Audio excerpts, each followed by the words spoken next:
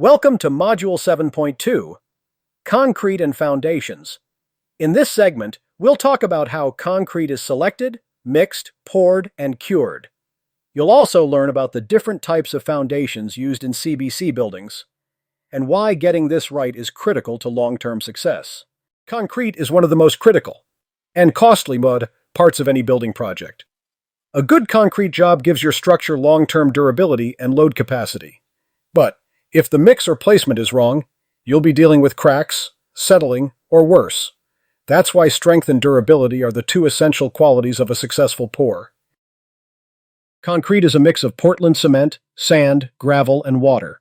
Optional additives, and called admixtures, can change how it behaves in hot or cold weather. The strength of the mix is measured in PSI, usually based on a 28-day curing time. For example, a 3,000 psi mix uses 94 pounds of cement and about 5.5 gallons of water. When placing concrete, start with clean coated forms and deposit the mix evenly. Use vibration to settle the concrete and eliminate air pockets. Screed to level, float to compact, and trowel for a smooth finish. For walkways or loading areas, a broom finish adds grip when wet. Concrete doesn't dry, it cures. This chemical process takes time, moisture, and the right temperature. If concrete dries too fast or freezes early, it loses up to 50% of its strength. Keep it moist and protect it during the first 72 hours for best results. There are two main types of foundations used in metal buildings: floating slabs and pier with grade beam. A floating slab is a single pour, ideal for warm climates. In colder areas, piers and beams help resist frost heave and spread loads. And don't forget reinforcement and vapor barriers. They're your secret weapons against cracking and moisture. Metal buildings don't just push down, they push out. Wind and seismic forces apply horizontal loads that can shift your foundation.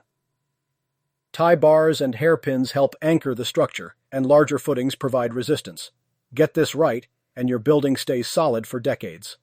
Concrete and foundation work is the backbone of every CBC building. Get the mix right, place it properly, cure it carefully, and match the foundation to your conditions.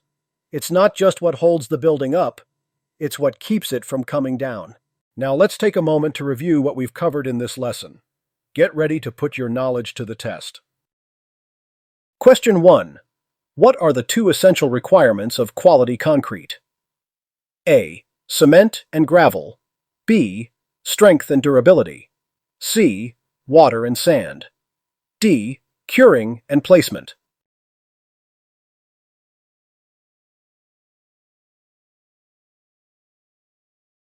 The correct answer is B. Strength and durability. These two qualities ensure long-term performance under load and weather.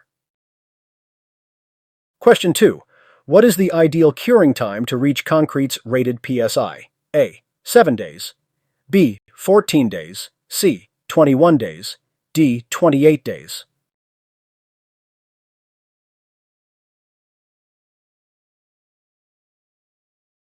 The correct answer is D. 28 days.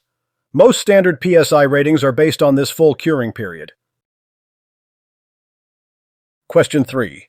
Which of the following is a common foundation system used in CBC buildings? A. Slab on basement. B. Pier and grade beam. C. Concrete piers only. D. Elevated deck.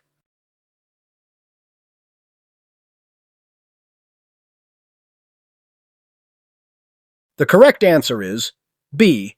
Pier and grade beam. It's widely used for metal buildings in cold climates or poor soil. Question 4. Which factor does not typically affect the concrete curing process? A. Temperature. B. Moisture. C. Wind direction. D. Time.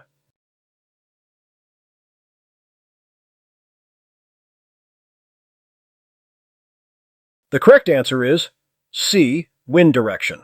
While wind can affect surface drying, it's not a major factor in the curing reaction.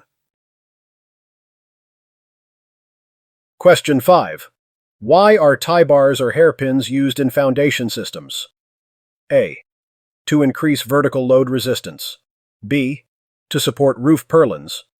C. To resist horizontal loads. D. To form perimeter footings.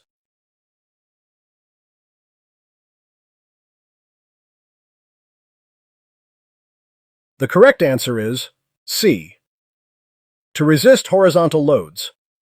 These bars help anchor columns and resist lateral movement from wind or seismic forces. That wraps up Module 7.2, Concrete and Foundations. Every great building depends on a solid base, and now you know what it takes to get it right. Thanks for watching, and we'll see you in Module 7.3.